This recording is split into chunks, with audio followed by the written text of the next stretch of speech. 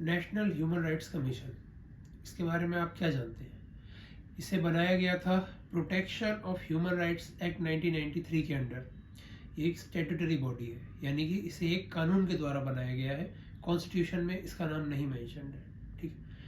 इसको कॉम्पोजिशन, यानी कि इसमें कितने मेंबर्स हैं, कौन इसका चेयरमैन होगा, उनकी ड्यूटीज़ क्या क्या होंगी। तो सबसे पहले इसका चेयरमैन होने के लिए एक पर्सन को या तो retired chief justice of India होना ज़रूरी है या फिर जज ऑफ सुप्रीम कोर्ट, ठीक है। इसके 5 अदर मेंबर्स होते हैं, जिसमें से कि जो 3 लोग होते हैं वो person having practical knowledge in this field होने चाहिए, जिसमें से एक विमेन का होना अनिवार्य है, यानी ये एक तरीके से रिजर्व सीट है। एक पर्सन जो है वो सर्विंग या retired chief justice of high court होना चाहिए। एक पर्सन सर्विंग या retired justice of supreme court होना चाहिए। तो इसमें ज़्यादा जो बहुतायत में नंबर है वो जुडिशरी का है। तो ये मेनली जुडिशियल बॉडी है, उसका काम भी उसी तरीके का ही है, अभी हम आगे समझेंगे। इन लोगों को रीअपॉइंट किया जा सकता है सभी को, यानी एक बार अगर ये अपने पद पे रहते हुए रिटायर हो गए तो इन्हें फिर से अपॉइंट किया जा सकता है। लेकिन ये रिटायर कब होंगे? या तो ये इस आयोग में 3 साल तक रह लें, यानी इस कमीशन में या तो ये 3 साल तक रह लें या 70 साल की एज इनकी हो जाए, जो भी पहले होगा उसको काउंट किया जाएगा, ठीक है। तो अगर एक बार रिटायर हो गए तो दोबारा से इसी कमीशन में अपॉइंट किए जा सकते हैं, लेकिन इनके ऊपर बार ये है कि किसी और सेंट्रल या स्टेट सर्विसेज में इनको आप अपॉइंट नहीं कर सकते, ठीक है। अब इनको अपॉइंट कौन करता है? तो इनको अपॉइंट करते हैं president on the recommendation of a committee, जो कि एक 6 मेंबर कमेटी होती है।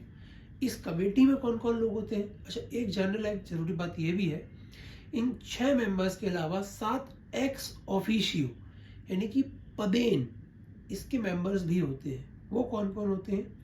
जिसमें एक आपका होता है, ये सारे चेयरमैन होते हैं जो कि डिफरेंटली अपने अपने कमीशंस में चेयरमैन होते हैं, जैसे कि national commission for SC, ST, OBC, women, PWD, minority and in सभी के जो चेयरमैन हैं वो आपके को टर्मिनस मेंबर रहेंगे NHRC में, ठीक है। तो अब NHRC के जो 5 परमानेंट मेंबर्स हैं उनको कौन अपॉइंट करता है? तो उनको अपॉइंट करने के लिए 6 मेंबर्स की कमेटी होती है।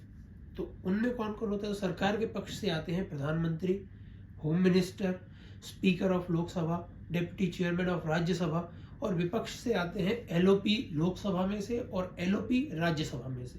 ये कमेटी नाम रिकमेंड करती है और प्रेसिडेंट सारे मेंबर्स को और चेयरमैन को अपॉइंट करते हैं। प्रेसिडेंट ही इन्हें रिमूव भी कर सकते हैं।